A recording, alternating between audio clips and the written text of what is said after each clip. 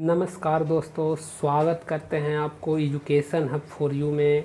तो आइए आज हम लोग जानेंगे क्लास 8 का साइंस का महत्वपूर्ण प्रश्न है, जो कि पूर्णतः एनसीईआरटी पर है। पहला चैप्टर है जिसका नाम है फसल उत्पादन एवं प्रबंधन।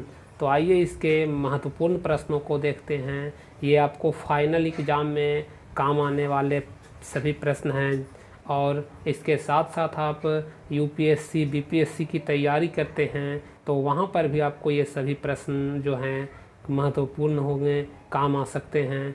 तो चलिए बिना देर करते हुए बढ़ते हैं प्रश्न की ओर। हमारा पहला नंबर प्रश्न है, जब एक ही किस्म के पौधे किसी स्थान पर बड़े पैमाने पर नियमित रूप से उगाए जाते हैं, नियमित रूप से मतलब हमेशा, तो उसे क्या कहते हैं? ऑप्शन है अनाज, फसल, कृषि या खेती। तो उसको हम लोग क्या कहते हैं? इसका सही उत्तर हो जाएगा, उसको हम लोग फसल कहते हैं।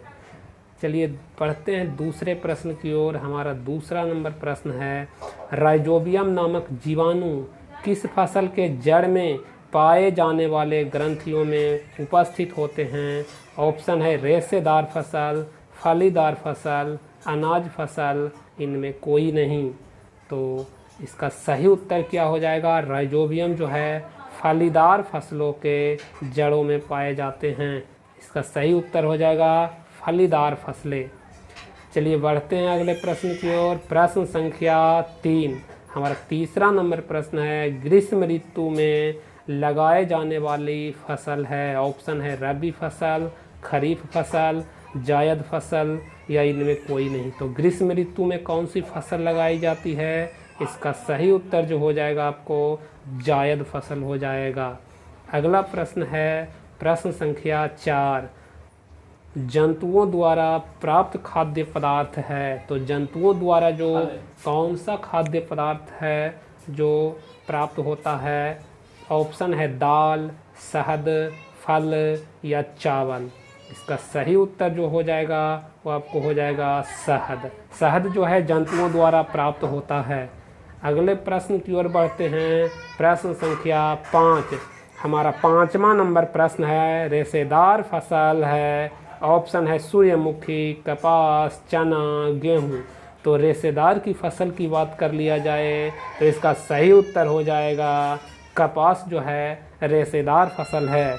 बढ़ते हैं प्रश्न संख्या अगला, हमारा 6 नंबर प्रश्न है, फसल चक्रण से मिट्टी की उर्वरता ऑप्शन है बढ़ जाती है, घट जाती है, अपरिवर्तित रहती है या इनमें कोई नहीं। तो फसल चक्रण से मिट्टी की उर्वरता जो होती है बढ़ जाती है। इसका सही उत्तर हो जाएगा बढ़ जाती है।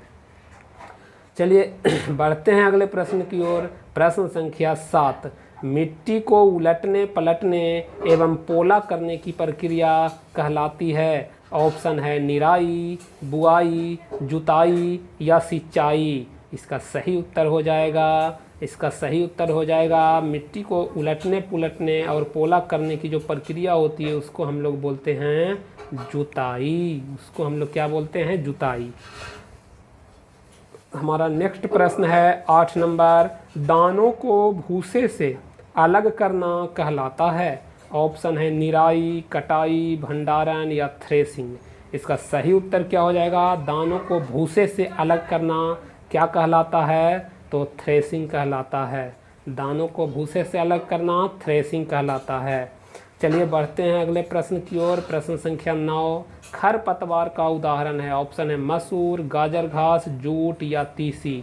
तो इसमें खरपतवार का उदाहरण क्या है जी? गाजर घास है।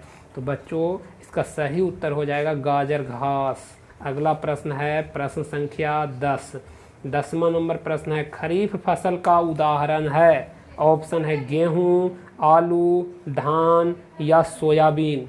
खरीफ फसल की बात किया जाए तो इसका सही उत्तर हो जाएगा धान। धान जो है खरीफ फसल के उदाहरण हैं। चलिए बढ़ते हैं प्रश्न संख्या 11 की ओर। 11 नंबर प्रश्न है, फसल से अनाजों को अलग करने की प्रक्रिया को कहा जाता है। ऑप्शन है कटाई, ओसाई, दौनी, भंडारण।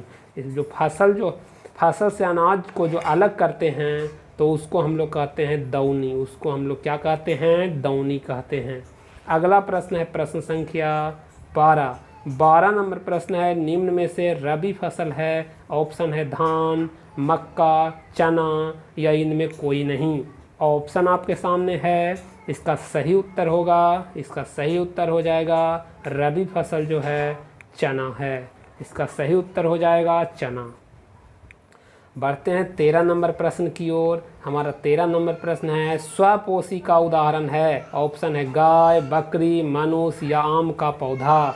तो ये स्वपोषी का अर्थ होता है वो वे जो स्वयं अपना भोजन बनाता है, किसी दूसरे पर निर्भर नहीं रहता है। तो इसका सही उत्तर क्या हो जाएगा? इसका सही उत्तर हो जाएगा आम का पौधा। कोई भी पेड़ पौधा होता है जो अपना भोजन स्वयं तैयार करता है, लेकिन मनुष्य जो है आश्रित होता है पेड़ पौधों पर, बकरी भी आश्रित होता है और गाय भी आश्रित होता है पेड़ पौधों पर। तो इसका सही उत्तर क्या हो जाएगा? स्वपोषी के उदाहरण के लिए आम का पौधा।